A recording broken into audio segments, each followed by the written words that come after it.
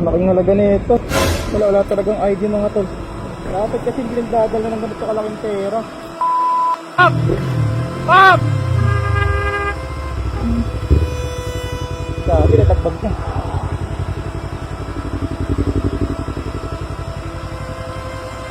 Tugulin natin.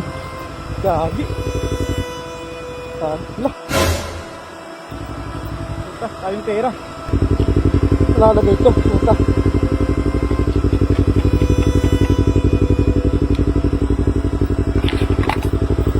Tugulin natin.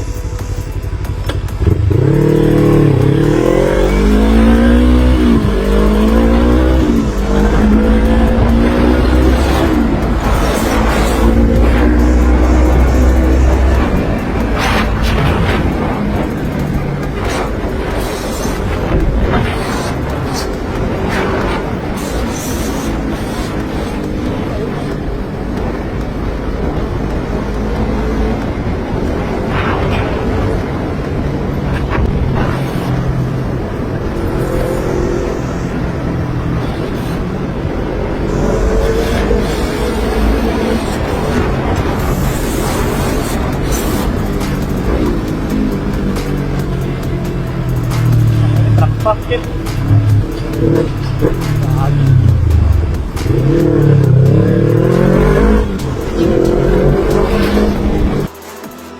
Wala kayo na rin ito.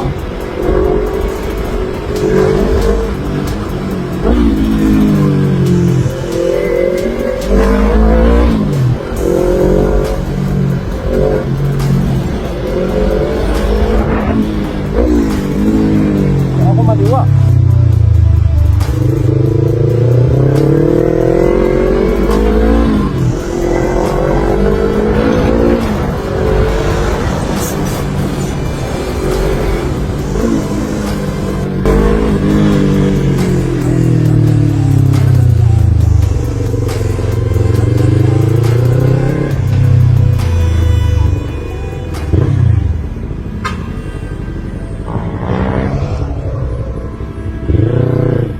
Natin dito.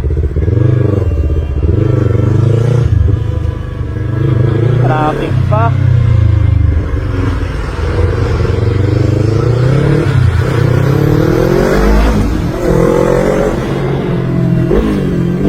Lahat talaga mga tol, wala. Baka may wallet to. Gagi. Hindi iningatan yung bag niya. Shit. Ang daming pera mga tol. Wala talagang ID mga tol. Laking halaga nito, solo.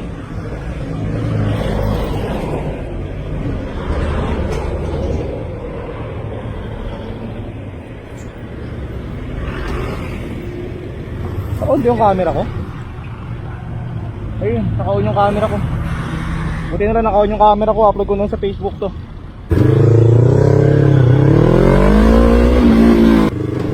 Kahit sa pinagdag na kanya kasi baka mamaya baka bumalik sa doon. Malay natin.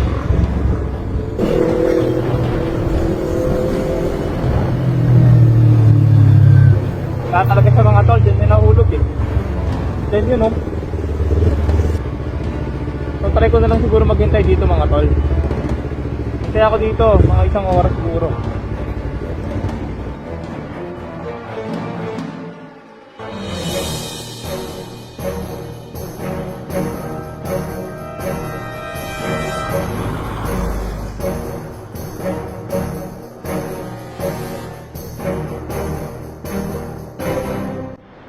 So yun nga mga tol, hindi talaga bumalik yung rider.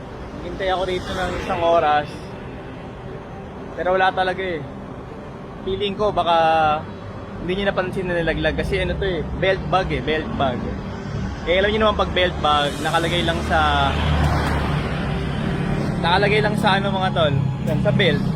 Eh syempre kung nagbabiyahe ka, tapos mabilis yung takbo mo mga tol, wala, hindi mo talaga mapapansin. Unlike ng backpack, kasi syempre may backpack ka, di ba nakalagay sa likod mo, pag nawala, mapapansin mo. Yung belt bag kasi mga tol, wala yan eh, parang sinturon lang yan eh. Para lang siya sinturon eh.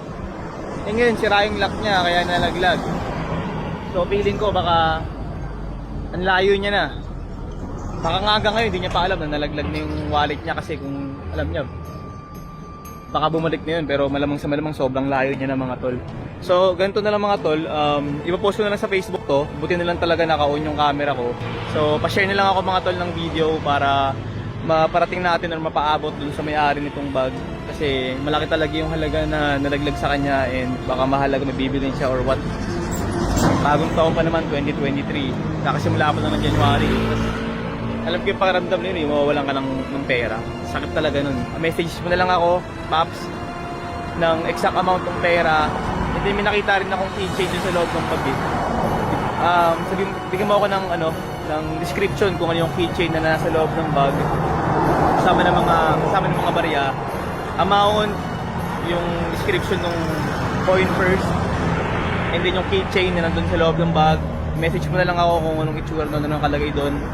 Tapos magkikita tayo, babalik ko sa itong pera mga tol. Pero worst case scenario naman, paano pag walang nag-claim? So hintay siguro ako mga tol ng mga 1 month or 30 days simula ngayong araw na in-upload ko. Pag wala nag-claim nito mga tol, since wala namang ID, walang kahit na ano talaga, hindi natin mahahanap. Ang gagawin ko na lang mga tol, siguro na lang, papamigay ko na lang sa inyo, sa mga followers mga tol. So share nyo tong video na to, tapos screenshot nyo na sinare nyo yung video. I-comment nyo sa comment section na sinare nyo yung video na to mga tol. And then mamimili ako ng, siguro didivide ko kung magkano man tong amount na to, kasi hindi ko pa alam ngayon kung magkano to kasi hindi ko pa binibilang. Didivide ko na lang siguro, bimili ako ng 50 katao mga tol para makatulong tayo sa maraming tao. So 50 katao mamimili ako, kung sino man yung 50 katao na mamimili ko na mag-share mga tol, hatiin ko yung amount and bibigay ko sa inyo. So again, share nyo lang to, share nyo, then i-comment nyo yung picture na sinare nyo yung video mga tol. Mas maganda kung mahanap ni kuya to mga tol kasi mas nangangailangan yun, panigurado. So yun, hanggang dito na lang tayo. Please don't forget to share this video and yung screenshot. Thank you so much. Bye.